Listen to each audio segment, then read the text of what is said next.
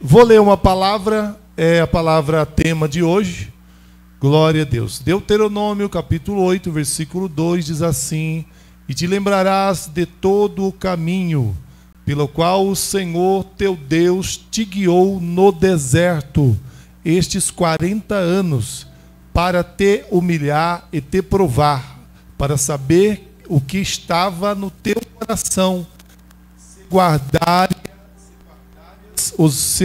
guardarias os seus mandamentos ou não. Se guardaria os seus mandamentos ou não. Amém, querido? Pode se sentar. Só vou trocar aqui o microfone, que esse aqui está falhando. Glória a Deus. Aí. Pode se sentar, queridos. Eu quero, nesta noite, trazer uma palavra ao teu coração. Amém? Que Deus abençoe nossos pastores que tiveram que sair, né? Hoje, e tiveram compromisso, e graças a Deus estão aqui. Louva a Deus também pela vida da missionária Susan, que dirigiu o culto. Amém? Missionária Susan, nós já conhecemos ela há mais de 15 anos, tá? Pessoa humilde, pessoa honesta, uma mulher de Deus, tá? Então, os irmãos recebam a Susan missionária com alegria. Amém? Nós conhecemos a família dela, conhecemos a mãe, conhecemos os irmãos, né? E graças a Deus é uma família abençoada, queridos. Vocês chegarem lá, né? A irmã Helena é uma mãezona, né? Chega lá, tem café, tem bolo, né? Bolo de fubá. É bênção mesmo. Essa família é uma bênção. Nós tivemos a oportunidade de conhecer eles, né? Como eu já falei aqui numa pregação de libertação que eu estava pregando, a missionária na época entrou, né? Não era missionária ainda, era católica, né? Católica roxa. E ali Deus falou com ela, né? Através de mim, numa pregação, e ela foi lá na frente e aceitou Jesus, né? E hoje é missionária para a glória do Deus que fez os céus e a terra. Amém, queridos? Quem veio para ouvir a palavra do Senhor, diga amém. Deuteronômio 8, versículo 2 diz assim: Te lembrarás de todo o caminho pela qual o Senhor teu Deus te guiou no deserto. Amém? Eu quero que você guarde bem essa palavra nessa noite, deserto. A Bíblia, querido, ela traz assuntos para as nossas vidas hoje, que é figurativo, é um símbolo, é uma figura. Tá? E quando nós estamos falando de deserto, não é um deserto literal, né? Para quem um dia ou já viu pela televisão, o deserto é um lugar de muita areia. Existe deserto que é de sal também, né, pastor? Deserto que é só sal, né? Você imagina você andar num deserto desse descalço e com o pé tudo rachado. Você imaginou o que vai acontecer? Então, existe também o deserto de sal, tá? Não sei aonde fica.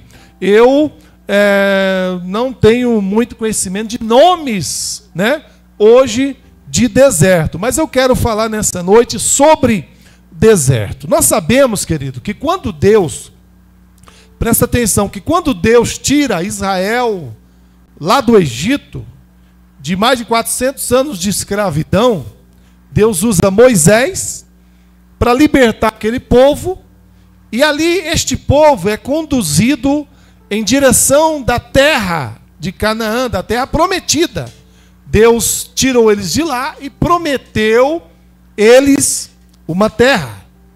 E da onde eles estavam, do Egito, até a terra prometida, não era muitos dias de viagem. Eu não sei se o pastor sabe a distância que havia entre o Egito e a terra de Canaã.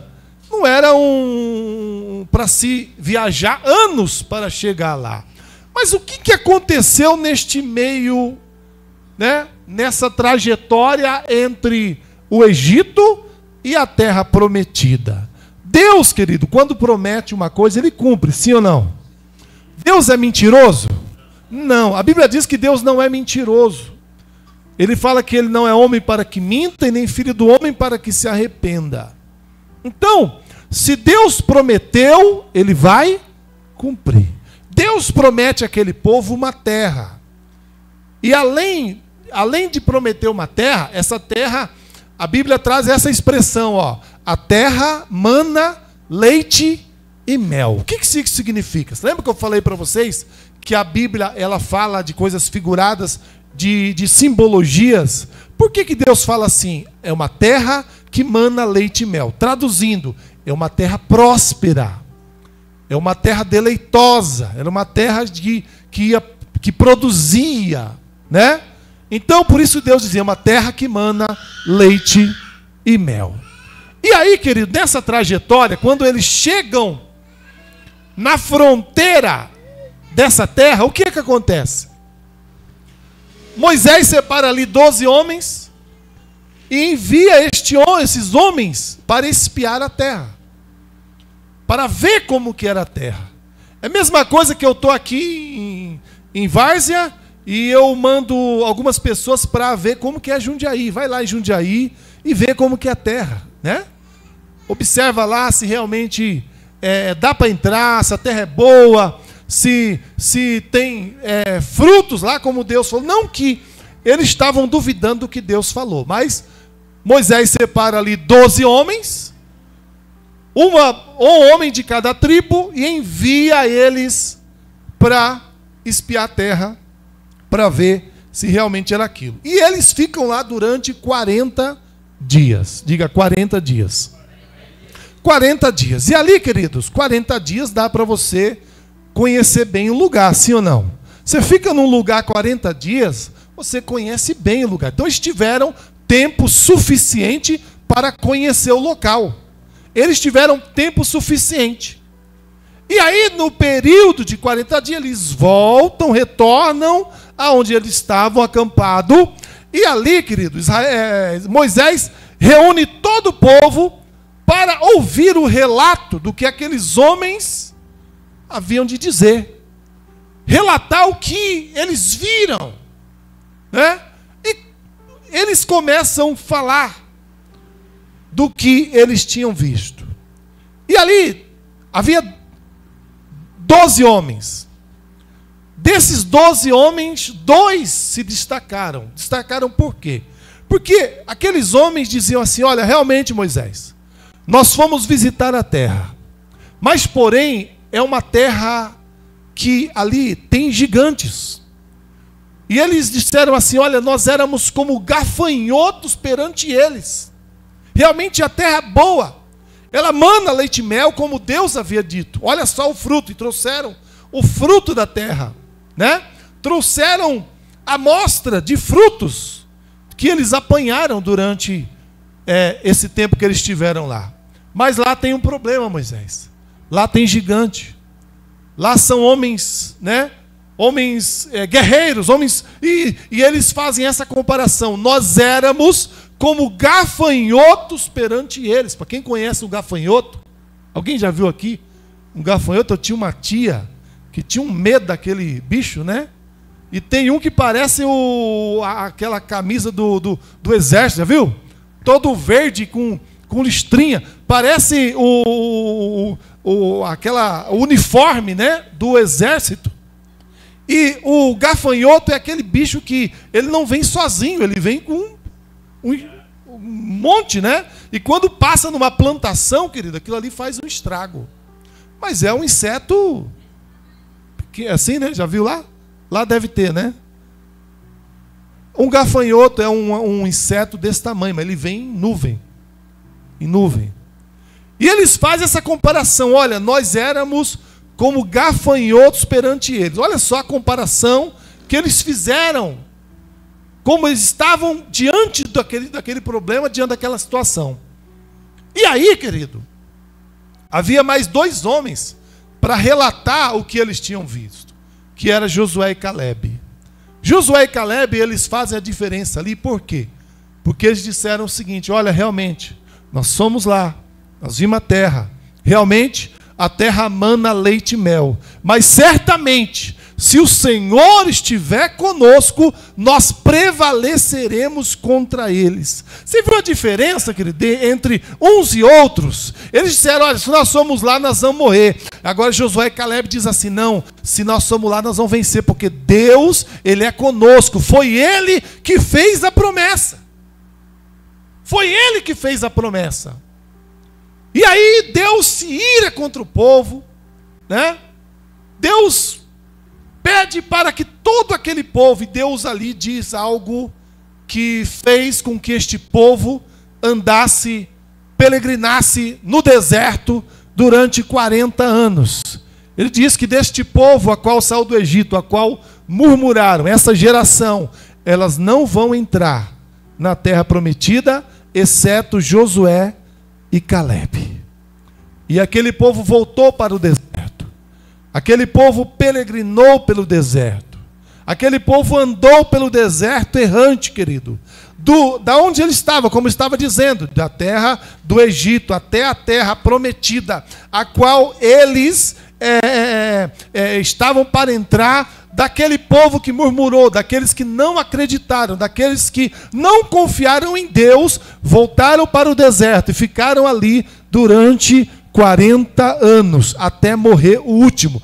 Quem entrou na terra prometida? Josué e Caleb, e a geração daquele povo, os filhos daquele povo que herdaram e conquistaram a terra prometida. Por quê? Não acreditaram. Porque desconfiaram da promessa, não creram na promessa. Então, querido, eu quero falar nessa noite a respeito de deserto. A respeito de deserto e o que o deserto, ele nos ensina. O deserto, como eu falei para vocês, é um lugar, um símbolo de prova, de transformação e de ensino. Deus usou o deserto para moldar o caráter do povo de Israel e preparar-os para uma terra prometida. Hoje refletimos sobre essa lição que Deus nos ensina a respeito do deserto da nossa vida. Embora aquele povo murmurou, embora aquele povo não acreditou na promessa de Deus, mas no deserto Deus cuidou daquele povo. No deserto Deus cuidou daquele povo.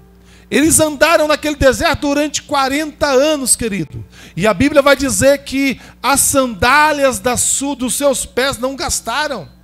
As suas roupas não gastaram. É a mesma coisa que eu tivesse uma roupa nova e essa roupa durasse 40 anos. Intacta. Né? Intacta. Vocês sabem que no deserto, de dia, é um calor extremo, sim ou não? No deserto, de dia, é um calor excessivo. Um calor excessivo. Então, o que Deus fazia? De dia, Deus mandava uma nuvem, né? Deus mandava uma nuvem para quê? Para poupar aquele povo daquele calor excessivo. E à noite, o deserto é diferente a temperatura. Já cai a temperatura, já é frio, né? E no deserto tem escorpião, sim ou não?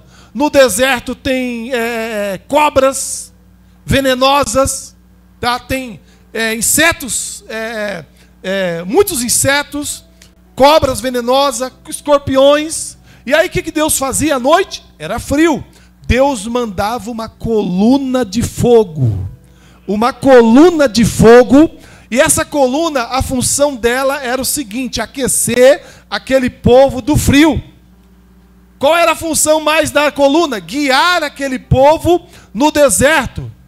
Qual era outra função também daquela coluna? Espantar animais, né? Que venham fazer algum mal. Então, de alguma forma, querido, Deus cuidava daquele povo no deserto. Mas aí, pastor, no deserto não tem água, não tem comida. Quando faltava comida, Deus todos os dias mandava sobre aquele povo o maná. Diga maná. O que era o maná? Maná era algo que descia do céu, um elemento que descia do céu. E eles pegavam aquilo ali e faziam um bolo, faziam pão, né? Se alimentava daquilo. E todos os dias descia o maná do céu e aquele povo se alimentava do maná. Quando eles enjoavam, pastor, do maná, sabe o que acontecia? Mesmo eles murmurando, porque o que aquele povo sabia fazer, irmão, era murmurar, irmão. Você pensou em um povo murmurador, é o povo de Deus, o povo de Israel. E hoje na igreja é diferente? Diga não. Diga, na igreja tem muitos murmuradores. Ainda bem que aqui não tem, né?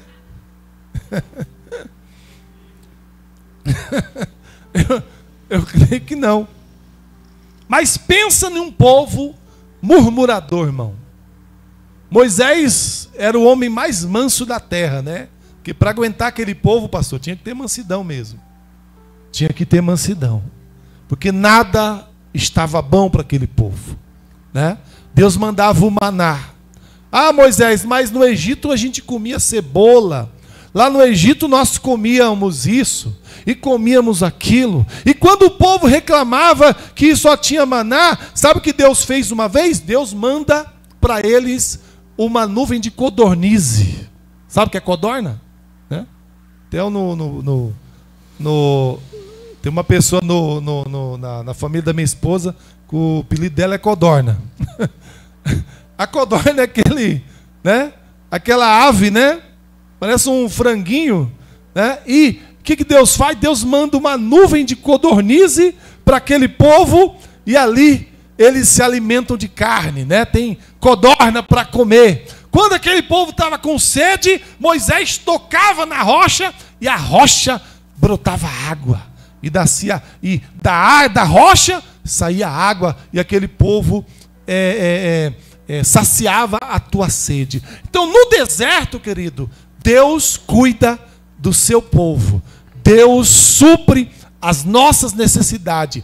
Deus supre, amém? A necessidade que você tem no deserto. Eu não sei, querido, eu estou falando hoje de algo simbólico, algo figurativo, mas eu não sei qual é o deserto que você está passando. O deserto também revela quem nós somos. O deserto revela quem nós somos. Deus permitiu que Israel atravessasse o deserto para provar o que estava no seu coração. Então o deserto revela quem nós somos. É só Deus colocar um crente na prova, Deus vai ver quem é aquela pessoa. É só você entrar numa prova, querido, Deus vai ver quem você é. Deus vai ver se você é um murmurador, se você é um reclamador, né? E às vezes a pessoa fala, mas se Deus é comigo, eu não estava passando por isso. Mas se Deus tivesse comigo, eu não estaria passando por essa situação, querido. É no deserto que Deus revela quem nós somos. A palavra de Deus que nós lemos nessa noite está dizendo assim que Deus conduziu aquele povo ao deserto 40 anos para te humilhar e te provar e para saber o que estava dentro do coração deles. Para saber. E Deus realmente conheceu aquele povo. Deus conheceu. E no final vai dizer assim, que Deus para provar o que estava no teu coração, para guardares os mandamentos ou não. Para saber se eles iam obedecer a Deus ou não. E Deus viu quem era aquele povo. E às vezes Deus nos leva em situações, querido, para saber se você é um adorador ou não. Porque adorar a Deus quando tudo está bem é fácil, né? A conta está gorda, você passa o cartão lá, vai lá no caixa eletrônico, né? Aí você passa lá, vou ver o saldo, né? Aí você olha lá, o saldo está gordo. Fala, glória, Deus é maravilhoso. Né, pastor? Não é assim? Deus é maravilhoso. Que Deus de maravilha, né? Aí você vem para o culto, o limite de 20 mil, 25 mil, 30 mil. Aí você fala, como Deus é maravilhoso. Não é assim? Glória a Deus. Deus é fiel. né? A gente enche até a boca. Deus, Ele é fiel. Aí você vai lá, quanto que eu vou sacar? 1.000, 2.000? Acho que eu vou sacar 5.000 logo, vai. E lá e digita a senha e sai lá as notinhas, né? De 100, de 200. Aí você sai lá do caixa glorificando. Oh, que Deus maravilhoso, né? Mas tem aquele tempo também, irmão, que você vai no caixa eletrônico e você vai olhar lá o seu saldo, né? Hoje você nem precisa ir no caixa eletrônico também. Você pega o celular, né? Como eu tenho também, e olha lá no aplicativo, como já aconteceu comigo também, pastor. Eu olhar lá no meu saldo e quando eu olho lá tem 8 centavos, né? 8 centavos era o meu saldo, né? Falou, eita glória, né? Aí Deus prova o coração. Aí Deus nesta hora vê quem realmente é dele e quem não é. Quem é adorador e quem não é, queridos. É nesta hora que Deus olha e fala assim, agora eu quero ver. Agora eu quero ver se ele é adorador, né? Eu quero ver se ele me glorifica na necessidade. Eu quero ver se ele glorifica no deserto. Eu quero ver se ele me glorifica quando não tem nada. Porque quando a conta está gorda, quando, né, o bolso está cheio, Deus é fiel. Mas quando está passando a prova, a Deus não está comigo. É assim, irmão. A doutrina, ou seja, o ensinamento da prosperidade hoje, né? Fala isso, que se você não é próspero, porque Deus não está com você. É o que eles ensinam aí fora. Mas muitas vezes Deus nos leva em momentos, querido, desse, para ver quem realmente você é. Amém? Diga para o seu irmão, como está o saldo lá? Do Arthur deve estar uma maravilha, hein, Arthur? Né? Está uma maravilha, né? Mas Deus é fiel, querido. Deus é fiel. Mas Ele tem que ser fiel na tua vida, na abundância e também na escassez. A palavra do Senhor vai dizer assim, ó, seja fiel no pouco, que no muito eu vou te colocar. E é nesse momento que Deus sabe quem realmente é o verdadeiro adorador. Já chegou o momento da minha vida, querido, de eu procurar uma moedinha em cima da geladeira para comprar um pão. E não tem. Não sei se alguém já passou por isso. Já, né, pastor? Você procurar ali algo, abrir a geladeira, irmão, tá uma fartura, falta tudo, né? E às vezes só tem uma garrafa de água gelada lá dentro. Não é assim? Ainda aquela água daquele refrigerante que você tomou, aquele Dolly que você tomou, que não era nem Coca-Cola, e você lavou ela e botou água dentro e colocou lá. Esse dia eu comprei um refrigerante chamado Xereta. Falei, eita, quem já tomou Xereta aí? Olha aí. E pior que o bichinho é gostoso, rapaz. Não é não? Ah, não é gostoso porque vocês estão acostumados a tomar Coca-Cola, né? Estão acostumados a tomar Coca-Cola. Mas é nesta hora que Deus vê quem realmente glorifica Ele. Quem é você? Quando está no deserto, quem é você? Deus provou para testar, ver, saber como estava o coração deles, para ver se eles guardariam o mandamento ou não. Para ver se eles guardariam o mandamento ou não. E o deserto revela quem nós somos. O deserto expõe nossas fraquezas, dependências e objetivos ocultos. Como eu disse, é mais fácil reclamar, né, irmão? É mais fácil reclamar. A nossa carne, o nosso ego, o nosso eu é projetado para reclamar, irmão. Porque quando o homem peca, lá no Éden, um pecado que é gerado dentro do homem, que é a insatisfação, diga insatisfação. E a insatisfação tem reinado no coração do homem desde o jardim do Éden. O que é a insatisfação? Não está contente com nada. Nunca está contente. E o homem sempre vai ser assim, né? Essa ganância de sempre querer mais, de sempre, né, Se não está acontecendo, nada está bom para ele, e ele reclama de Deus, ele reclama do governo, ele reclama do vizinho, ele reclama do parente, ele reclama da esposa, reclama do filho, reclama de tudo, porque ele está insatisfeito. Uma das coisas que precisa ter em teu coração, querido, para você estar bem com Deus, é ser grato a Deus. O espírito da gratidão precisa estar dentro de você, né? Porque quando nós não somos satisfeitos, nada está bom para ele, né? A gente chega num culto desse e fala, mas o culto não estava daquele jeito, né? O culto não é como eu queria que fizesse. Mas o culto é para quem? A gente vem aqui para louvar quem? A gente vem aqui para glorificar quem? Hã?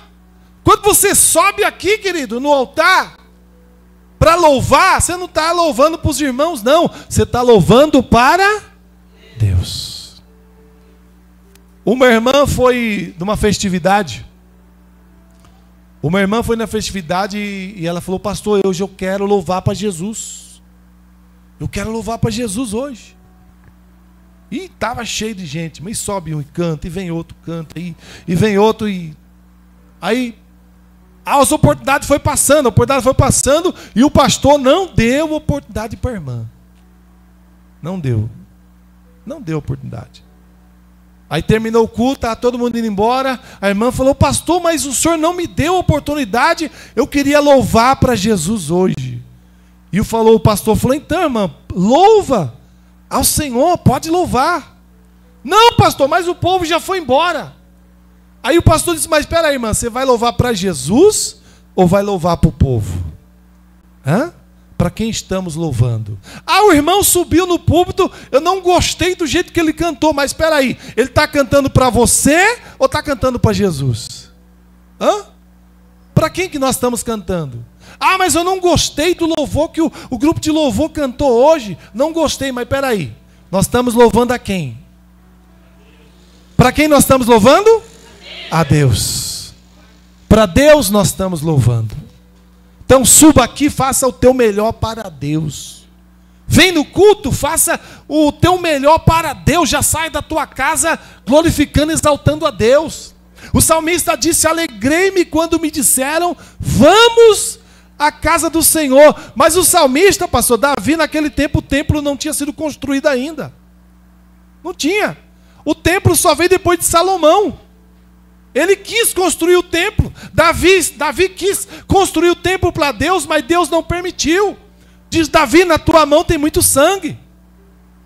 E depois vem Salomão, que constrói o templo para adorar a Deus. Mas eu creio que ele estava dizendo algo profético. Alegrei-me quando me disseram, vamos à casa do Senhor. É isso que nós precisamos, querido. Alegria, a satisfação de estar na casa de Deus, expulsar de nós todo o espírito de ingratidão, de murmuração, tirar de dentro de nós todo espírito de, de nhenhenhen, que nada está bom. Que nada está bom. Se come picanha, reclama, se come ovo, reclama. Se come frango, reclama, se come linguiça, reclama, né? Se tem lá uma xereta para tomar, reclama. E se tem uma coca, reclama. Mas nada está bom para ele. Não é assim? Diga para o seu irmão, seja grato, seja grata. Seja grata ao Senhor, querido. O deserto revela quem nós somos. O deserto expõe as nossas fraquezas, as nossas dependências, nossos objetivos ocultos. Nos momentos de escassez, dificuldade, nossa fé verdadeira é revelada. No deserto, nós revelamos quem nós somos.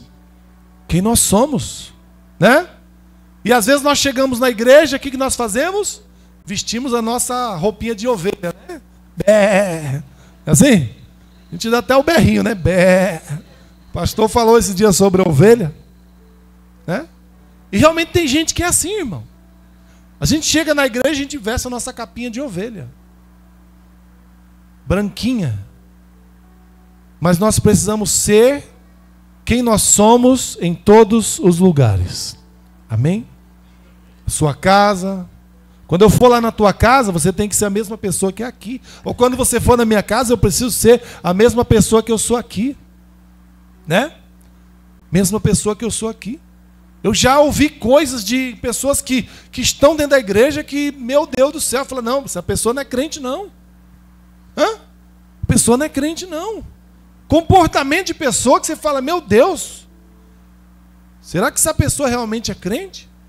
Mas quando nós estamos na igreja, a gente muda, tá? Seja o que você é, aonde você for, em todos os seus lugares. Amém?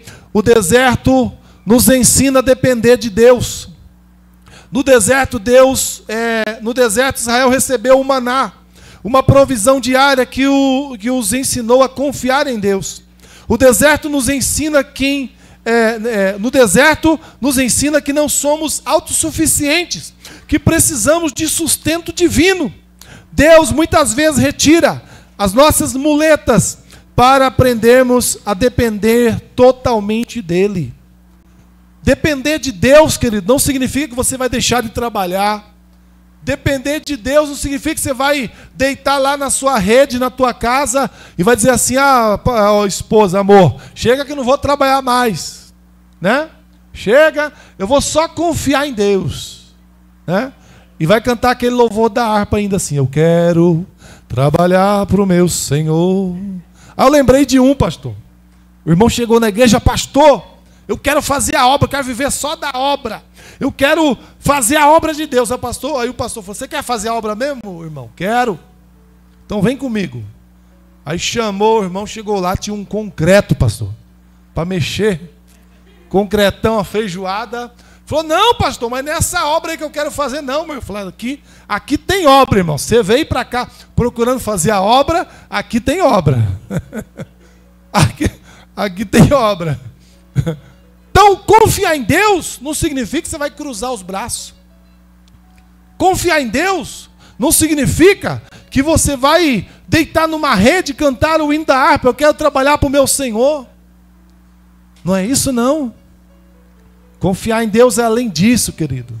Saber que se você levanta da sua cama com saúde, forte, enxergando, andando, disposto para ir para o seu trabalho, significa que Deus te sustentou. Ele te sustentou, te deu saúde para aquilo. A irmã estava dizendo aqui, pior coisa é você ficar em cima de uma cama doente, né? Doente, mas logo Deus vai lá, restaura a sua saúde e você está de volta para a batalha, está de volta ao trabalho. Confiar em Deus, querido, é você acordar de manhã e dizer ao Senhor, Senhor, eu coloco o meu dia nas tuas mãos, eu coloco o meu trabalho nas tuas mãos, o Senhor vai levar eu e vai trazer eu de volta em segurança, me livrando de todo acidente. É você aprender a depender dele, e ele vai enviar os anjos, que a Bíblia diz que os anjos do Senhor acampam aos derredor e os guarda. E Deus vai te levar e vai te trazer. Confiar em Deus não é deixar as coisas acontecerem e você não fazer nada. O que é oração? Oração. Você ora e entra em ação. Oração. Percebeu?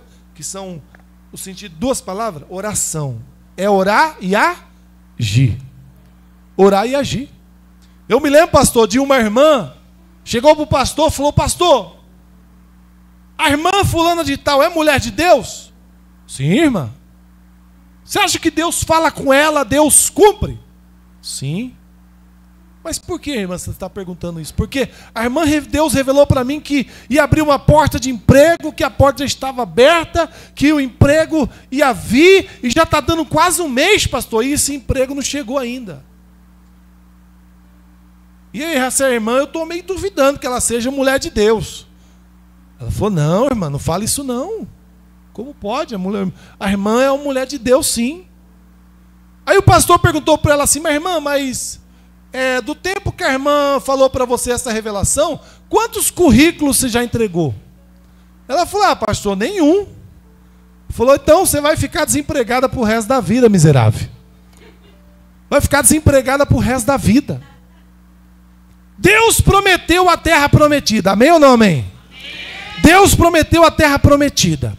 Agora, se eles ficassem parados, se eles ficassem lá de braço cruzado, se eles ficassem lá na divisa, lá esperando, não, Deus vai mandar o anjo, Deus vai mandar Miguel, Deus vai mandar Gabriel, Deus vai mandar um exército aqui de carros e cavalo de fogo e vai entrar abrindo o caminho e nós vamos entrar na terra prometida. Foi isso que aconteceu? Não, eles tinham que entrar lá, querido, tinham que conquistar a terra, eles tinham que lutar pela terra, eles tinham que batalhar a espada, o escudo, ali a força mesmo, e conquistar aquilo que Deus havia prometido para eles. Então, se Deus prometeu algo para você, e você está esperando, querido, de braço cruzado, a promessa nunca vai acontecer, não por causa de Deus, mas por causa de você. Mas por causa de você. Tem promessa que não acontece na nossa vida por causa de nós mesmos. Uma vez uma missionária orando a Deus, né? Onde ela morava e orava: Senhor, o Senhor prometeu a levar as nações para pregar o teu evangelho. O Senhor falou que ia me levar, Senhor, a outros países para pregar o evangelho. E naquele momento o Espírito Santo falou com ela. Disse para ela: olha, ao teu redor, ela morava num condomínio. Olha lá para baixo, ela morava num prédio. Olha lá para baixo, o que você vê? E ela falou: olha, eu vejo muitas pessoas ali. E aí Deus disse: pois bem, você não evangeliza nem os seus vizinhos. Você não fala do meu amor nem para as pessoas que estão perto de você. Como eu vou te levar a outras nações para pregar minha palavra, sendo que você não prega nem para os seus vizinhos? Nem para os seus vizinhos. Deus tinha feito uma promessa? Sim. Deus, Ele cumpre a sua palavra? Sim. Mas nós precisamos fazer a nossa parte. Amém, queridos? Aí Deus promete que vai te abençoar, né? Realmente, eu já vi em algumas situações, né, o emprego chegar na casa da pessoa, já vi. A pessoa nem ia atrás, já vi. Eu já vi situações de Deus ali lá e levar. Como um irmão que cuidava de uma casa de recuperação, pastor. Muitos jovens ali, dependentes químicos, e ali, vocês sabem, eu já trabalhei em casa de recuperação, sabe que tem a dependência de alimentação, né? E ali chegou um momento que acabou a comida. Acabou a comida. E o pastor não dava para ele sair de lá. Ele tinha que ficar ali cuidando daqueles jovens. E o que ele faz? Ele entra ali no quarto dele, chega para alguém e diz assim: olha, eu vou orar, pedir providência de Deus. Eu vou orar e vamos pedir para Deus enviar alimento. O armário está vazio. E aí ele falou assim: não me chama enquanto a providência não chegar. Não me chama enquanto a providência não chegar. E ele começou a orar, irmão, começou a orar. E passou 1 hora, 2 horas, 3 horas, 4 horas, 5 horas. E alguém bate lá na porta e diz: pastor, você não vai sair daí não, já se passou 5 horas. E ele falou assim: o alimento chegou. E ele disse: não chegou ainda não, pastor, mas o senhor vai ficar aí até quando? Só me chama quando o alimento chegar. Só me chama enquanto o alimento chegar. E começou a orar, e as horas começou a passar. Começou a passar, começou a passar. De repente alguém bate lá na porta e diz: pastor, pode glorificar Deus, porque acabou de chegar um caminhão cheio de cestas básicas, de arroz, de feijão, de tudo quanto é tipo de alimento, de mistura. Pode glorificar Deus que a sua oração, ela foi atendida. Quem pode glorificar Deus nessa noite? Aplaude a Ele. Aleluia! Diga: Deus é fiel.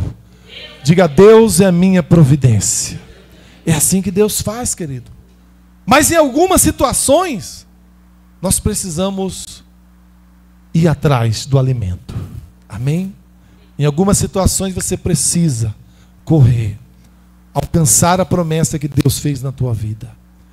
Lutar pela promessa que Deus fez na tua vida. E aí você vai entender o propósito de Deus. Já estou encerrando. Louvado seja Deus.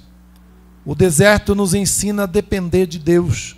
O deserto produz perseverança e transformação. O deserto é um processo e refinamento e crescimento espiritual. Assim como o ouro é purificado pelo fogo, somos moldados na adversidade. Moisés foi transformado no deserto antes de liderar a Israel. O deserto é isso, querido, ele nos molda. O deserto nos aproxima mais de Deus. No deserto, nós aprendemos a ter mais comunhão com Deus. Você já percebeu, pastor, que o crente, ele só ora quando a dificuldade, aperta. O crente, ele muitas vezes vem na igreja com mais frequência quando a dificuldade está, batendo na porta dele. O crente, ele ora mais, ele louva mais quando a dificuldade está batendo na porta dele. Não precisa ser desse jeito. Não precisa. Mas muitas vezes tem pessoas que agem, se comportam desse jeito, E eu já realizei muitas campanhas e nós percebíamos que as pessoas que frequentavam as campanhas eram realmente pessoas com extremos problemas. Eram pessoas que estavam enfrentando adversidades terríveis na sua casa. Eram pessoas que estavam desempregadas.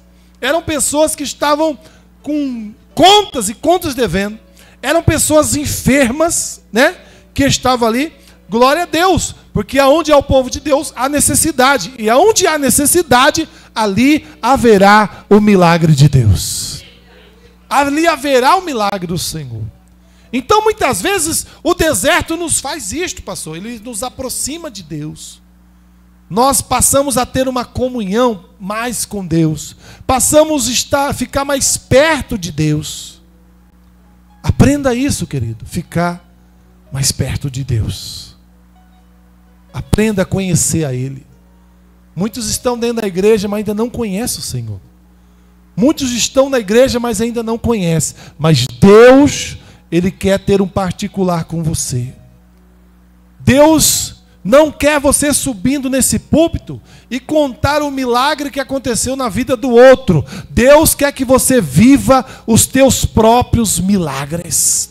Você subir neste altar e dizer: pastor, olha pastor, Deus fez esse milagre na minha vida. Olha, Deus fez isso na minha vida. Olha, Deus fez aquilo na minha vida. Olha, eu estava passando uma pendureba muito grande e Deus foi lá, usou alguém, fez um pix e já está na minha conta. Olha pastor, hoje levantei hoje que só misericórdia de Deus. E aí eu orei, antes de eu sair para o trabalho. Estava ruim, não ia conseguir nem trabalhar. De repente, pastor, algo sobrenatural aconteceu e eu estou restaurado. Não sei o que aconteceu, não sabe explicar. Sabe o que é isso, querido? É a mão do Senhor. São os milagres de Deus acontecendo na sua vida. Eu me lembro de quando a Sara era pequena. A Sara, minha filha, quando ela era pequena, e eu vou encerrar aqui. Minha esposa estava deitada no sofá, eu não estava em casa, não lembro se eu estava pregando fora. Ela estava deitada no sofá e estava com o estômago, pastor, embrulhado, quase dando ânsia. Estômago embrulhado. A Sara era pequenininha, que era do tamanho da filha do Arthur aqui. A Sara chegou na barriga da mãe dela. Isso aconteceu com a gente, irmãos. A Sara chegou, botou a mão na barriga da mãe dela e começou assim. E é isso. Era a oração dela. Na mesma hora, pastor. Na mesma hora veio aquela ânsia de vômito. Ela levantou do sofá, correu no banheiro, vomitou, soltou tudo aquilo para fora e ficou boa na hora. Aquele mal-estar foi embora, foi embora. Aí você fala: mas é coincidência. Coincidência nada. Oração de uma criança. Oração de uma criança. Fica de pé. E eu quero finalizar com isso também, com uma providência que Deus fez na nossa vida muitos anos atrás, Nós estávamos passando uma situação difícil em casa, financeiramente. Nós recebemos a visita de duas irmãs. Um casal era o casal e a mãe dessa irmã nos visitou.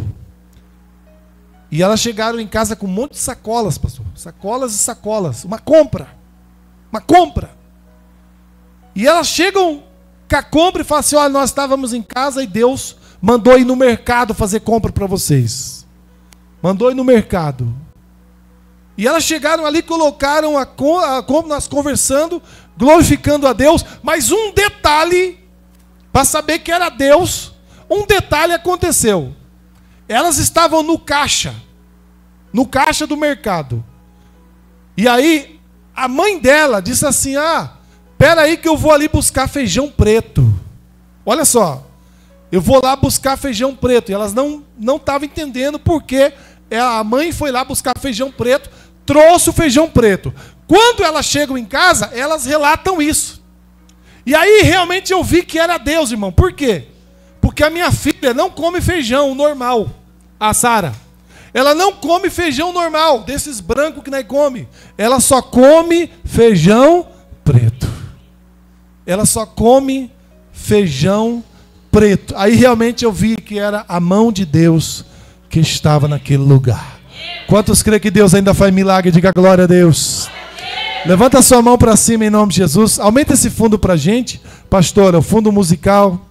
E nós vamos orar nessa noite. Eu não sei que deserto você está passando. Eu não sei que deserto você vem enfrentando. Eu não sei o que o deserto tem te proporcionado. Eu não sei o que você tem aprendido nesse deserto.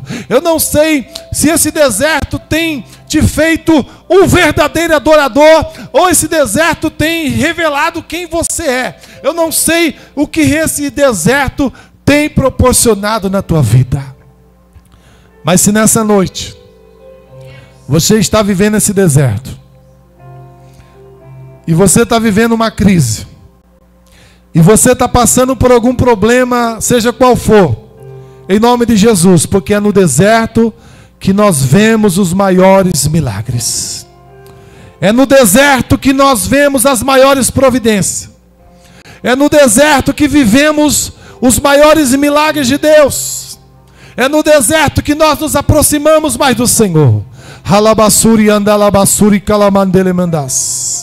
Em nome de Jesus, eu quero que você ore neste momento.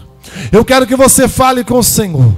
Eu quero que você ore e diga: Senhor, obrigado por tudo que eu tenho passado. Obrigado pela minha casa. Obrigado pela minha família. Obrigado pelos meus filhos. Obrigado pelas bênçãos que o Senhor tem me dado. Obrigado pelo emprego.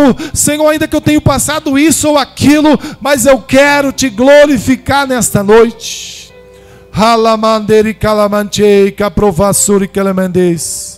Espírito Santo de Deus, visita os corações nesta noite.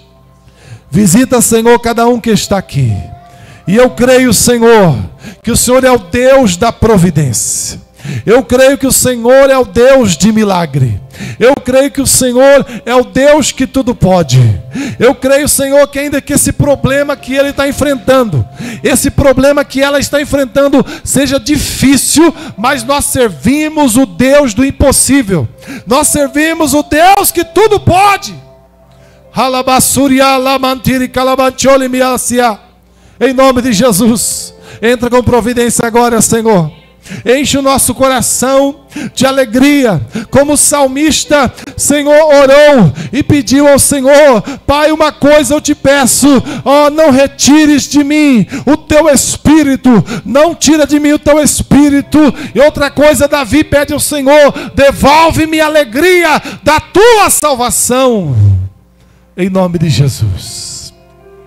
Que nessa noite você possa receber alegria para servir a Deus.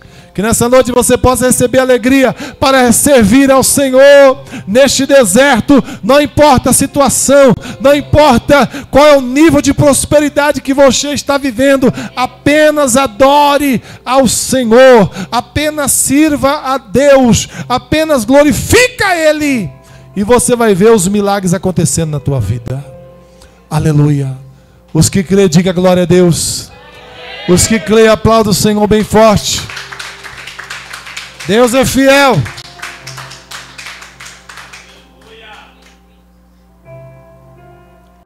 Diga, Deus é fiel. Diga, Deus ainda faz milagres.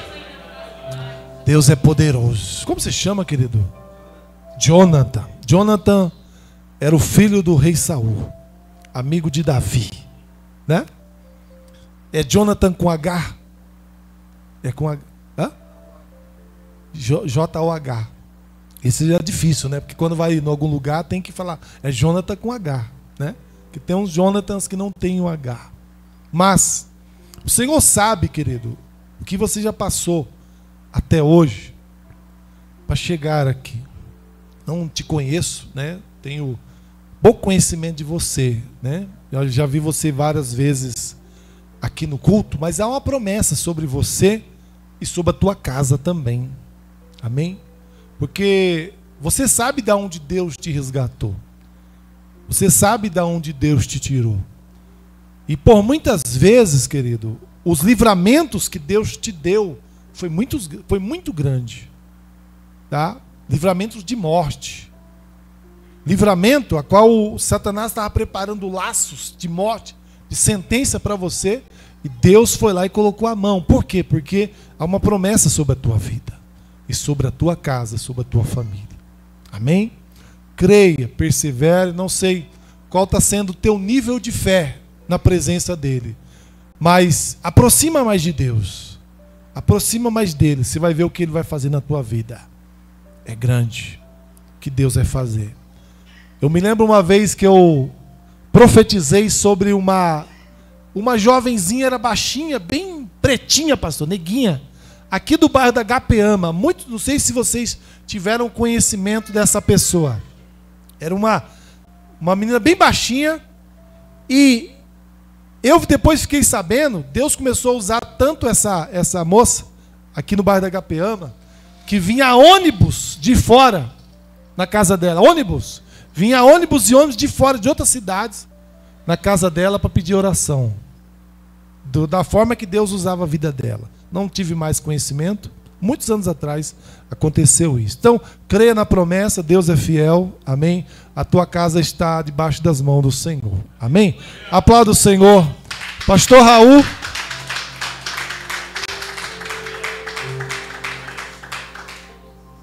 Deus abençoe a todos. Aleluia. Eu sou o Dr. João Pastor Jesus, amém?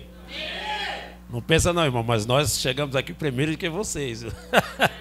Nós viemos aqui, abrimos a igreja, aí depois o pastor Marcelo chegou com a família, e a gente tinha algo ainda para resolver, e a gente foi resolver, e por isso que chegamos nesse horário, mas a gente já tinha chegado antes, já, amém?